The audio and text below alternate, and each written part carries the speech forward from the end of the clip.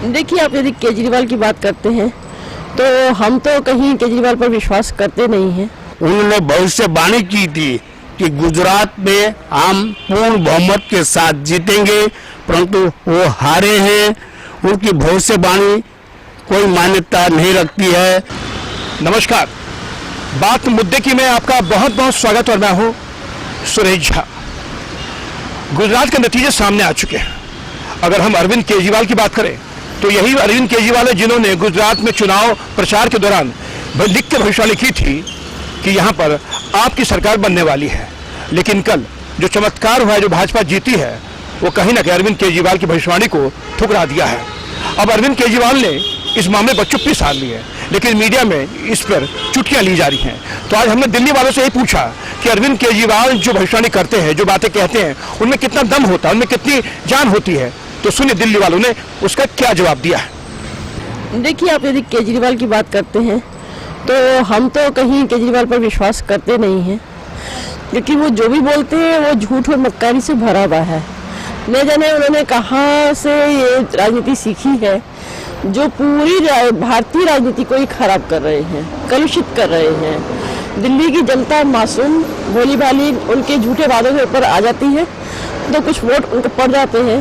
और उससे भी अधिक मैं ये कहूँगी कि ये उनकी अपनी चाल है। रोहिंग्या मुसलमानों को उन्होंने बसाया है दिल्ली में जिस प्रकार से, तो ये सब जो भी आपको जो झूठी जीत दिल्ली में दिख रही है ये उसी कारण से है। गुजरात, जहाँ पर माननीय श्री नरेंद्र मोदी जी ने इतने वर्षों तपस्या की, इतने वर्षों उनका कार्य क्षेत्र रहा है, तो वहाँ पर उसकी जीत की संभावना हो भी कैसे सकती है? वो एक कल्पना भी कैसे कर सकता है कि उसको लगता है कि जैसे मैंने दिल्ली में अपना खाता खोला है शायद मैं गुजरात में भी खोल लूँगा।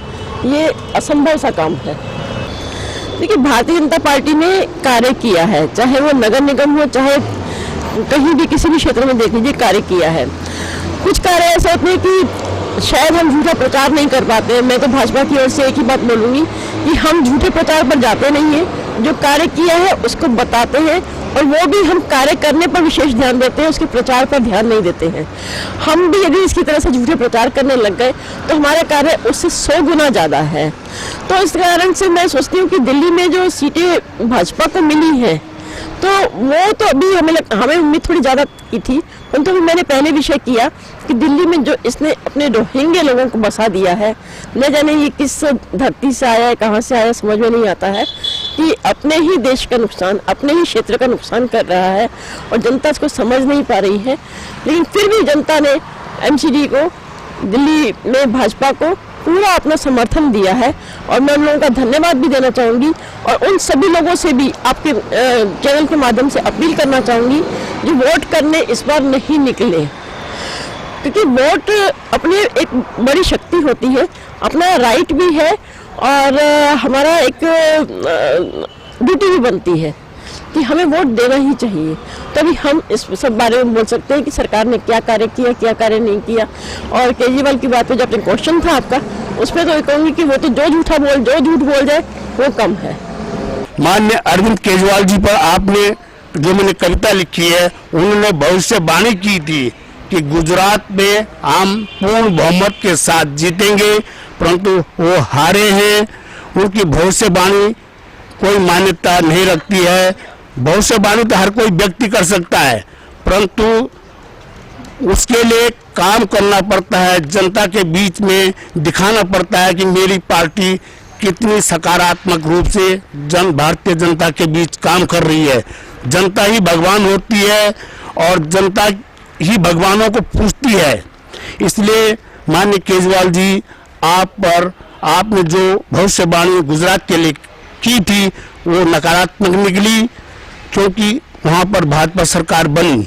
अभी भी मैं राष्ट्रवाद वाला आदमी हूँ, आपको चेतावनी देता हूँ कि उस राजनीति का क्या करना जिसमें राष्ट्र की अस्मिता, संस्कृति और सभ्यता समाप्त हो जाए, उस राजनीति का क्या करना।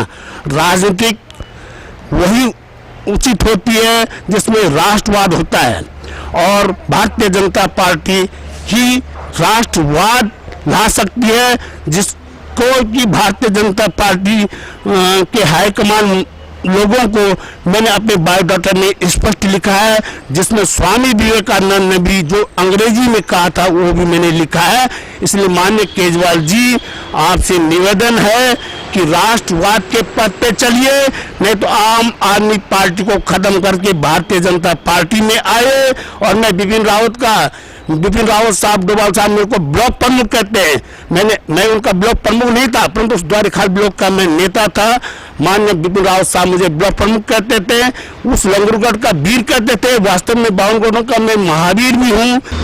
तो सुना आपने दिल्ली वाले अरविंद केजरीवाल को लेके क्या कहते हैं। दिल्ली वाले अरविंद केजरीवाल को गंभीरता से नहीं लेते हैं, वो उसकी फ्री की रेवड़ी में आकर वोट डालते हैं।